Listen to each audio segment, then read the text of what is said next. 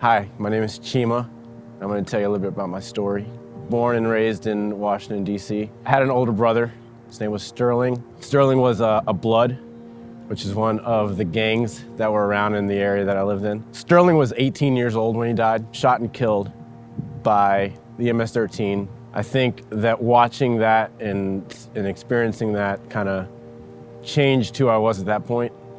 I think my mom really was confused, or I don't know, she couldn't control the situation, and my mom and I relationship changed. From the time I was 8, 9 years old, she began to abuse me. Shortly after we moved to Hagerstown, the abuse kind of got worse with my mom. I think that she kind of talked herself into believing that what she was doing was what God would have wanted her to do. Going into high school, my mom had stabbed me twice and kicked me out. Through that, I ended up going into the foster care program. It was difficult to focus because all I could think about was the people that were supposed to be part of my life, the people that were supposed to care about me, the people that were supposed to train me and raise me and kind of put me out into the world, just kind of left. The entire time I was going through this foster care program, I ended up becoming really close friends with who later became my adopted brother. I spent a lot of time with his family. I spent a lot of time at their house. I called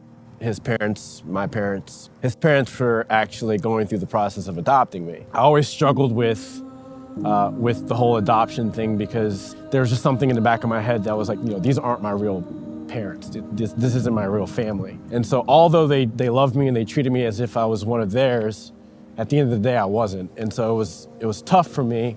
My biological family doesn't want me, and I can't accept that an adoptive family does. Once I turned 18, I aged out of the system, I left. The first thing to go for me was church, because it reminded me of my mom.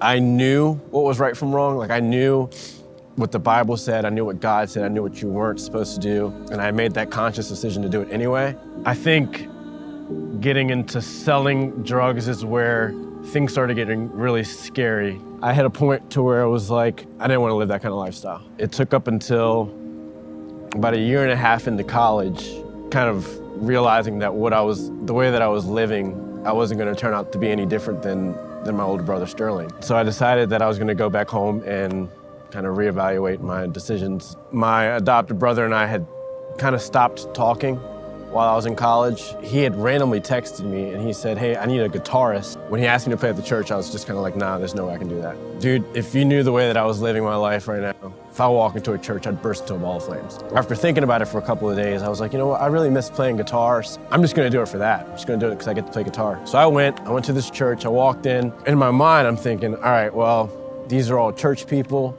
I'm obviously not.